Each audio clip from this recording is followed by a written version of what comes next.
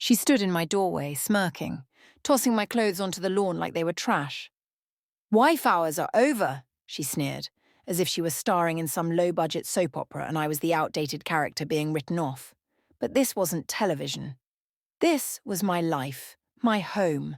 I had spent 10 years building it, 10 years of loving one man, raising 2 children, bending over backward to be the perfect wife, the supportive partner, the silent cheerleader while he climbed the ladder. And now here I was, watching my bras land in the flower bed I had planted on our 5th anniversary. No, not his. Their anniversary now, I suppose. She was barefoot, wearing the silk robe I'd bought with my first paycheck when I got a remote gig to help with the bills. Her red-painted toes peeked out from beneath the hem as she leaned on the doorframe, smug and unbothered like this was all some petty joke. I wanted to scream, to charge at her, to snatch the robe right off her body, but I didn't. I just stood there in disbelief with a sweater and a frying pan clutched in my hands like they were my last remaining dignity. What made it worse? What broke something inside me was that he was standing right behind her. My husband.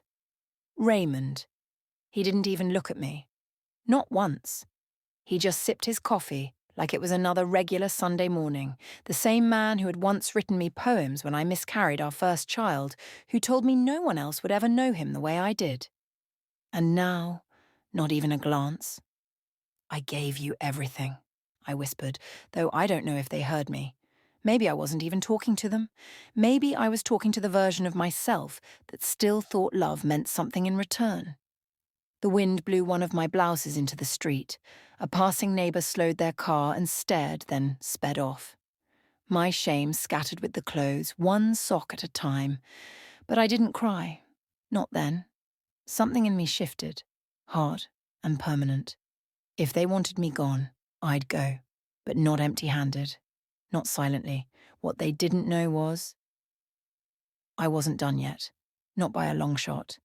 Ever been blindsided by betrayal from someone you trusted? Have you ever given your all to someone only to be replaced like you were nothing? Because this wasn't just about infidelity. It was about someone trying to erase my entire existence.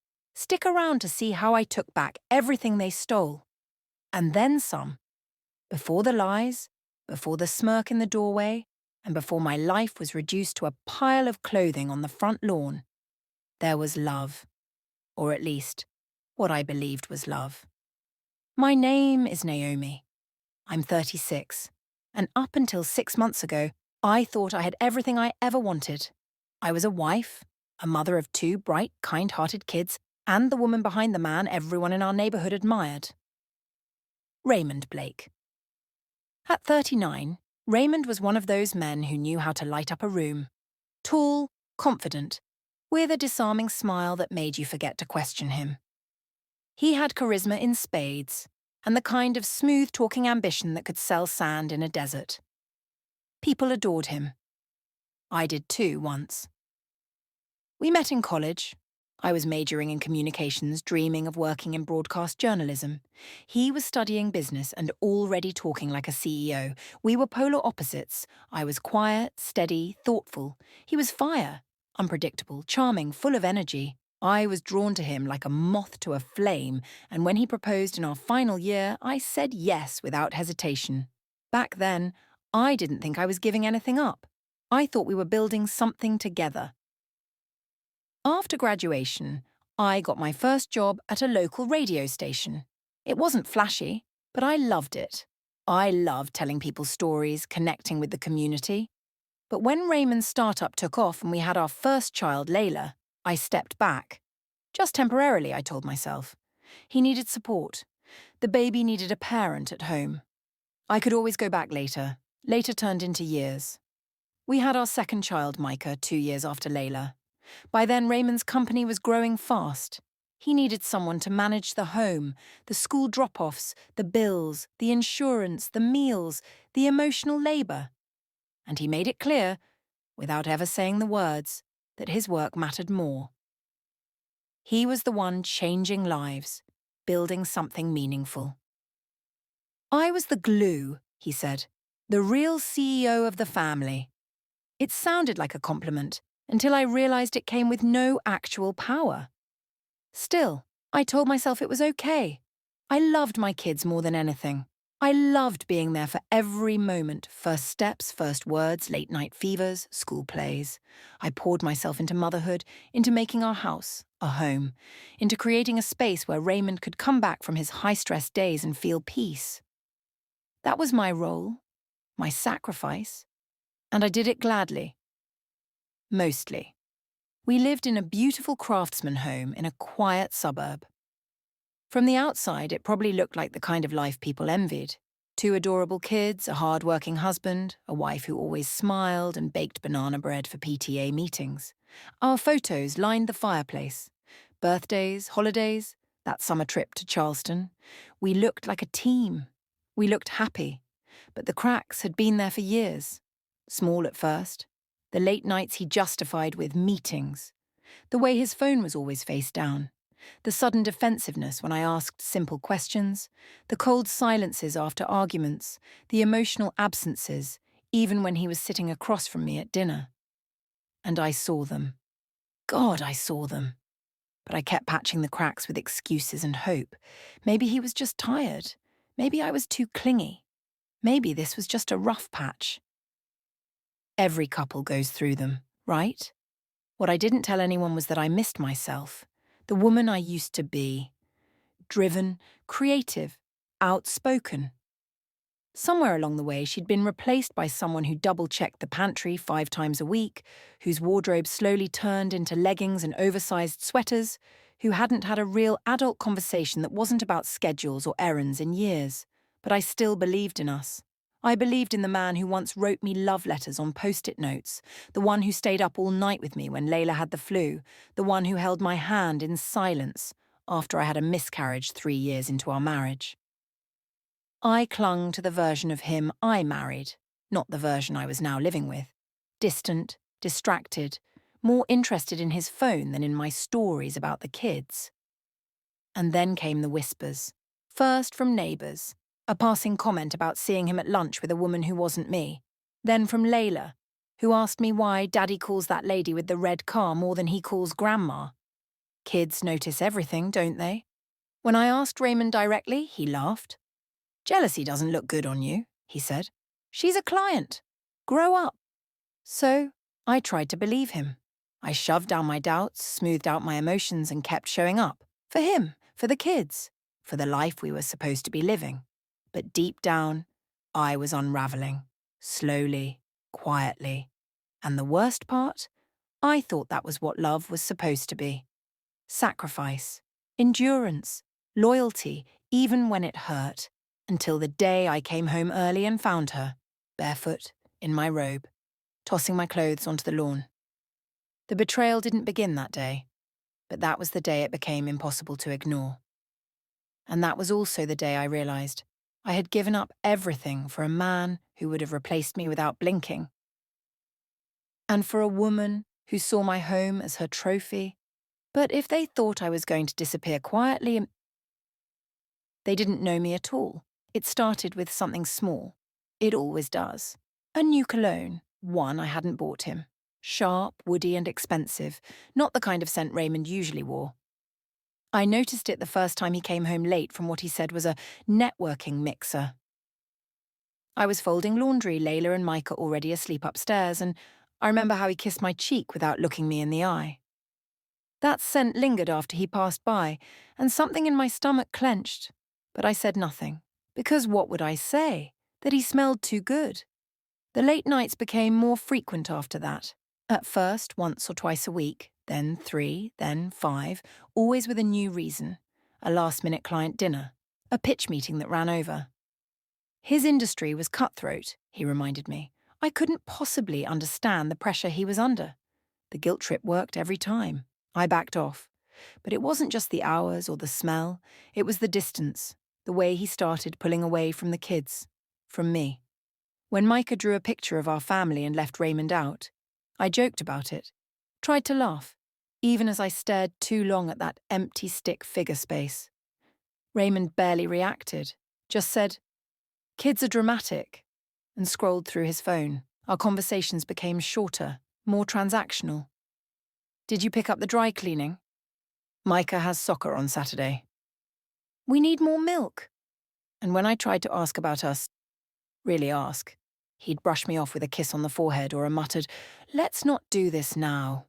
I began to feel like a ghost in my own home, floating through rooms I had painted, tidying toys I had bought, setting a dinner table for a man who no longer looked at me the way he used to. I blamed myself. Maybe I had let myself go. Maybe I was boring.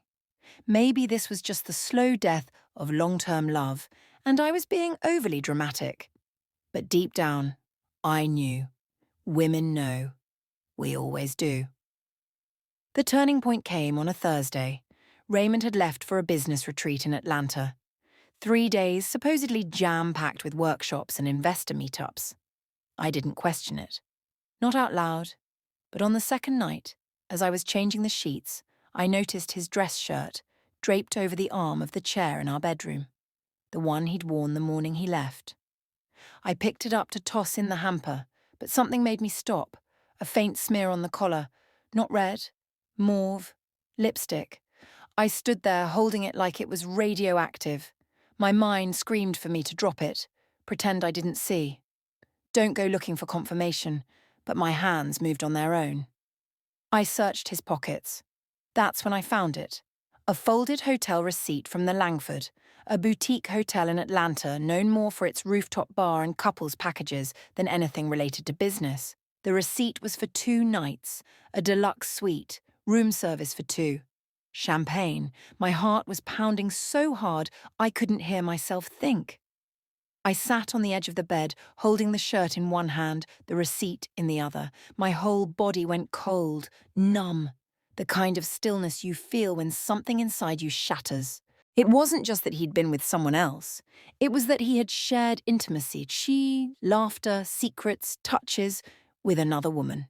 He had made space in his life for her, time, attention, things he hadn't made for me in years. Later that night, when I finally stopped crying, I opened his laptop. The password hadn't changed. His emails were mostly business, but I found one tucked in a folder marked personal. It was from her, Zaria. Young, bold. The kind of woman who dotted her I's with little hearts. She ended her email with, "Counting down the minutes till I'm back in your arms are. I can still smell you on my skin." And attached to the email, a photo of the two of them, on a boat, champagne in hand, the wind in her long, honey-blonde hair. She couldn't have been older than 27. She was wearing my husband's shirt. The email was dated 2 weeks before the business retreat.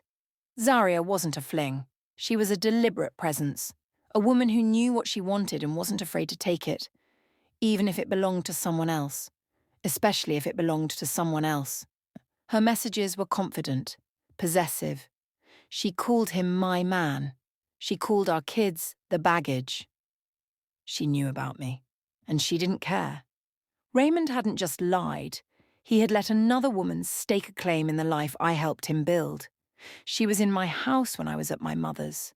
She wore my robe. She ate from my dishes. She sat on the couch where I nursed our babies. And he let her. That night, I stared at my reflection in the bathroom mirror for a long time. I saw a woman who had given everything, her youth, her dreams, her loyalty, and gotten betrayal in return. A woman who was heartbroken, yes, but something else too, awake. I didn't scream, I didn't call him, I didn't throw things or beg for answers.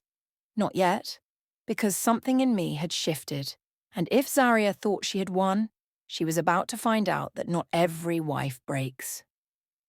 Some rebuild. I didn't plan the confrontation. It wasn't some movie-worthy moment with dramatic music and shattered glass. It happened on a Tuesday, the kind of day where the sky is too bright for the storm that's coming. Raymond had just walked through the door, loosening his tie like everything was normal. Like he hadn't been sending love notes to another woman, like I hadn't spent the past 48 hours looking through every text, every receipt, every digital footprint he forgot to erase. "Hey," he said, setting his keys in the ceramic dish I made in college. "Dinner ready?" That's when I held out the receipt, the one from the hotel, My hands were steady. My heart was not. He glanced at it, then looked up at me, blinked. No guilt, no fear, just irritation. "What is this?" he asked. "You tell me." A pause. Then the smirk. That same arrogant twist of his mouth that used to charm boardrooms. "It's not what you think." I laughed, a broken, bitter sound. "Oh, it's exactly what I think. I found the emails, Raymond, the picture, Zaria." He took a breath, slow and performative, like I was the problem here. "You're overreacting, Naomi. You've been stressed. Maybe if you spent less time snooping and more time... More time what?" I snapped. "Trying to hold together the life you're tearing apart?" That's when the mask slipped, just for a second, a flicker of something cold.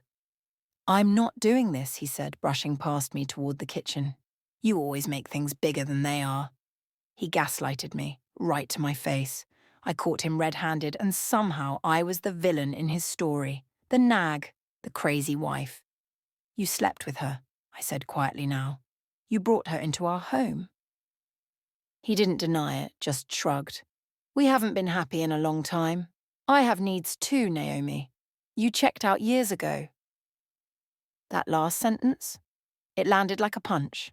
Not because it was true, but because it was the lie he needed to believe to justify what he'd done. I wanted to scream, to throw every plate in that kitchen, but something inside me locked down. I just stared at him, memorized his face. Then I walked upstairs, packed a small bag, and left. I needed air, clarity. I stayed with my cousin for a few nights processing, crying, raging, and then, slowly, planning. But life wasn't done gutting me. Not yet. When I came back 4 days later, the front lawn looked like a yard sale, except everything on it was mine. My clothes, my books, the framed pictures of the kids, even my mother's quilt tossed over a garbage bag like it meant nothing. At first, I thought it was a mistake, a break-in, something unhinged. But then the front door opened, and she appeared. Zaria, wearing my robe, hair tied up in a towel like she'd just stepped out of my shower. She smirked, not a single drop of shame in her. "Oh," she said sweetly, "didn't Raymond tell you?" I couldn't speak, my hands clenched at my sides. "We're moving in," she continued, "and he said you should pick up your things before the HOA gets involved." I blinked. "You... what?" She crossed her arms, looked me up and down like I was something sticky on her shoe. "Wife hours are over." Those 4 words were a knife. She didn't just replace me. She erased me. And Raymond? He wasn't even home. Or maybe he was watching from some upstairs window like the coward he'd become.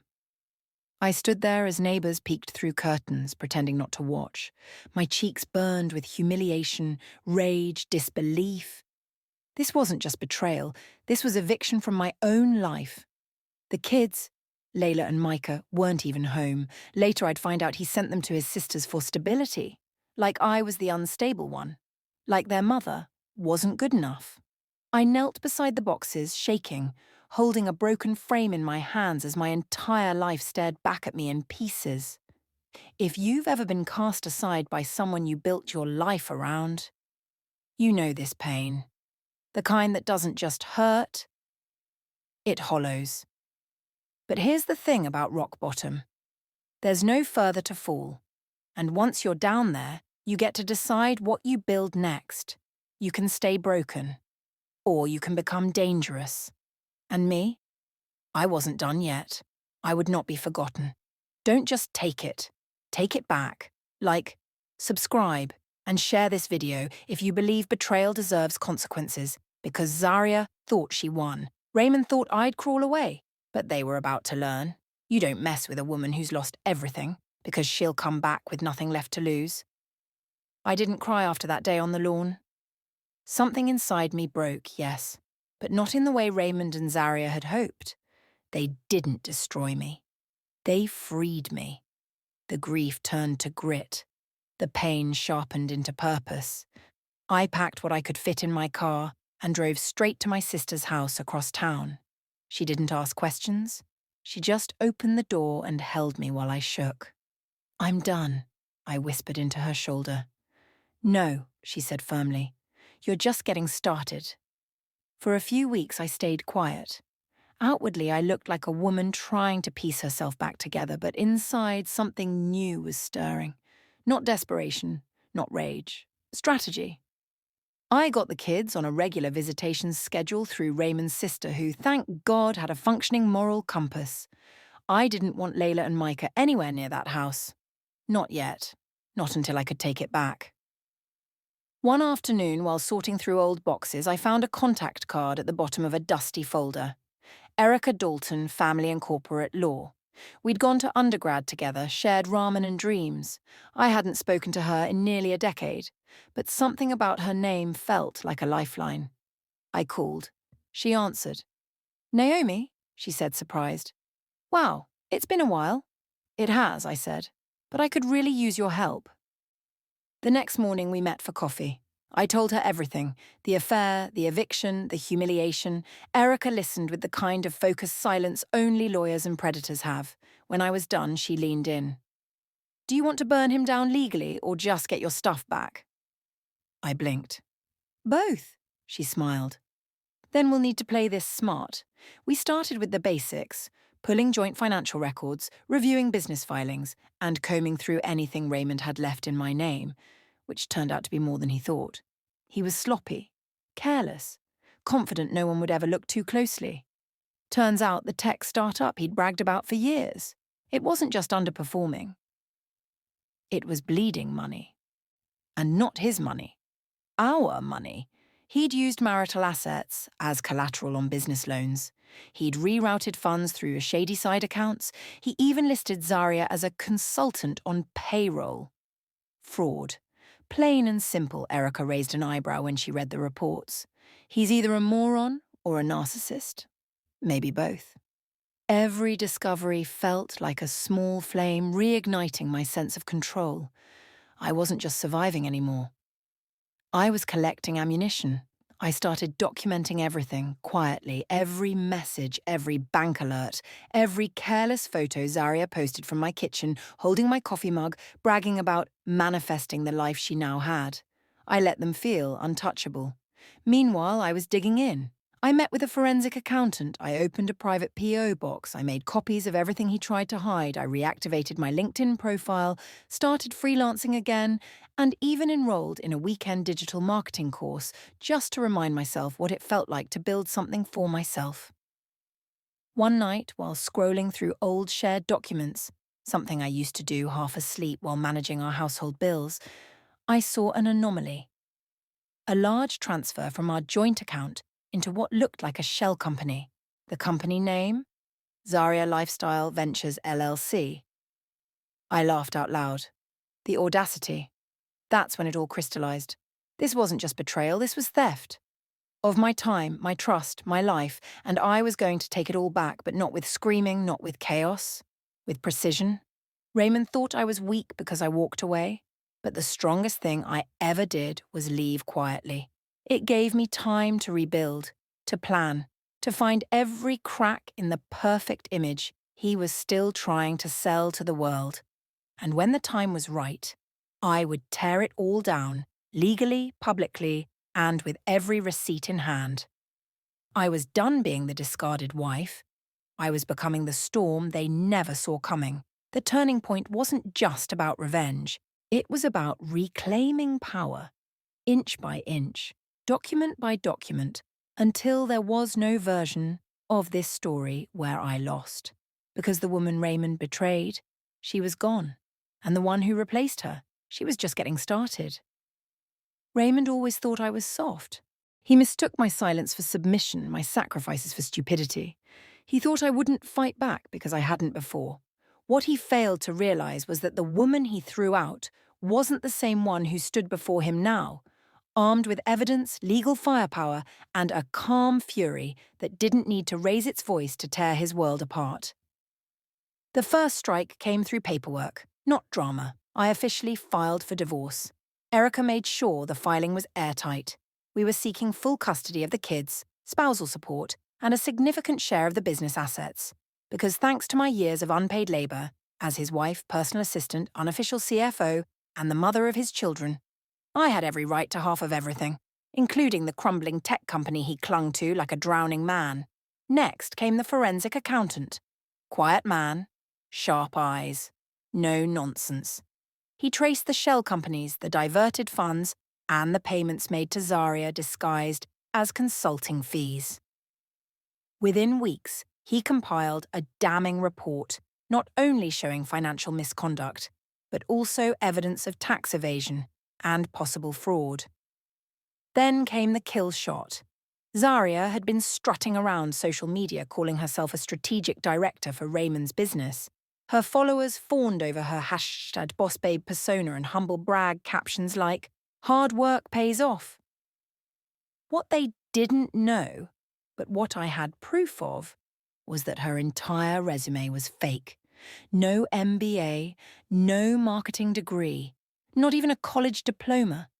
Just a history of bounced around jobs, an expired esthetician license, and one too many LinkedIn lies. I handed everything, the fake credentials, the payroll records, the shell company, over to Erica. She looped in a white-collar crime investigator. Suddenly what had been a messy divorce became something much darker. Raymond was served again, this time with a court order freezing certain business accounts pending investigation. His business partners panicked. One dropped out, another threatened to sue. Investors pulled out within days. And just like that, his empire began to crumble. He tried to spin the story, of course, claimed I was bitter, unstable, claimed he was the victim, but the receipts didn't lie. And neither did the community we'd built our life around for 10 years. Neighbours who once waved politely but stayed neutral. Now they were dropping by with casseroles and sympathetic smiles. Parents from the kids' school reached out. One even said, "We always thought you were just a housewife. Didn't know you had this in you."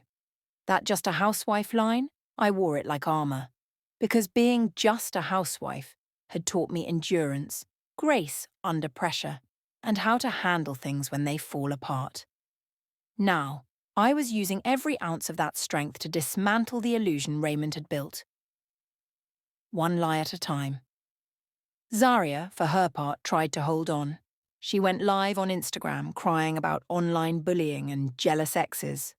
But people had seen the screenshots, the receipts, the job applications with fake references. She got dropped from 2 brand deals and closed her comments section permanently. And Raymond? He lost more than just money. He lost his reputation. The local business paper picked up the story. It wasn't a hit piece, not quite, but it painted the full picture. Questionable financial activity, a divorce scandal, and a co-founder facing civil investigation. Once he was seen not as a brilliant entrepreneur, but as a reckless cheat with a midlife crisis, the image he'd spent years curating fell apart overnight.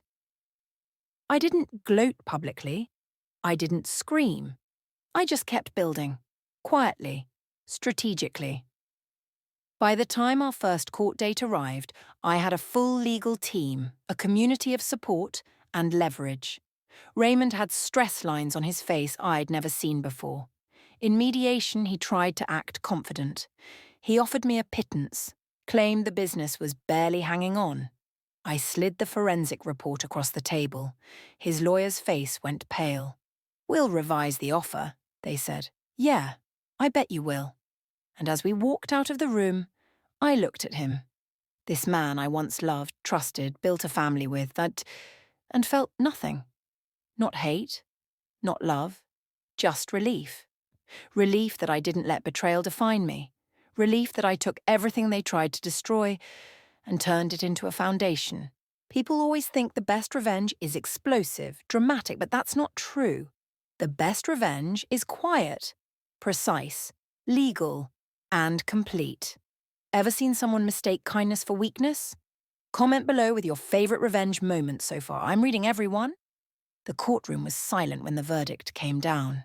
I sat with my lawyer on one side of the aisle, back straight, palms sweaty, heart steady.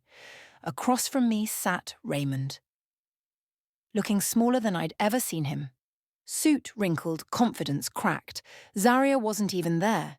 She had stopped showing up once it became clear there'd be no more free rides. The judge's voice echoed through the room like a final bell. I was awarded majority custody of the kids. They'd come home to me, to stability, safety, love. I got the house, the one I helped build, brick by emotional brick. I got half of the business equity and yes, the car Zaria used to post selfies in, the one she said wasn't my vibe anymore once the account balance dipped. Raymond looked like someone had pulled the floor out from under him. I didn't gloat. I didn't smile. But I didn't cry either. I just nodded. And finally, exhaled. Zaria packed up within a week. No long goodbye, no dramatic finale. Once the money stopped, so did the act. She deleted her socials, blocked Raymond, and vanished like a bad investment. And Raymond? Well, he was left with half a business under investigation, mounting legal fees, a cratered reputation, and no support system. He tried playing victim to anyone who'd listen, but no one had sympathy left. The community had watched it all unfold. They'd seen who he really was when no one was clapping for him. Meanwhile, I was done surviving. I was starting over. The house felt different now. Mine, finally. Not his castle or her playground, just mine. The kids came back and filled the space with laughter and noise again. We painted over the past, literally. I got rid of the cold greys and replaced them with warm tones. Life came back. I started a small business, consulting for women navigating divorce and financial independence. My story had drawn attention, and before long, I had clients, a podcast invite, even a local magazine feature. Therapy helped too, not just for the betrayal, but for the years I lost to self-doubt. My therapist once said, "You didn't just lose a husband, you lost the version of yourself who thought she needed him." That line stuck with me. I started dressing differently, not to impress, just to express. I took cooking classes with the kids, danced in the living room, even booked a solo trip to a quiet cabin where I drank tea, journaled, and remembered how to be alone without feeling lonely. One day I passed Raymond outside the courthouse. He looked tired, his shirt untucked, phone glued to his hand, talking to someone, probably trying to fix another fire he started. He didn't see me. Or maybe he did and just couldn't face me. Either way, I didn't flinch. I had already won. And not just in court, but in life. He had underestimated me because I loved quietly, gave fully, and stayed loyal. But in the end, that loyalty became my strength. It made me relentless. It made me dangerous. Not in rage, but in resolve.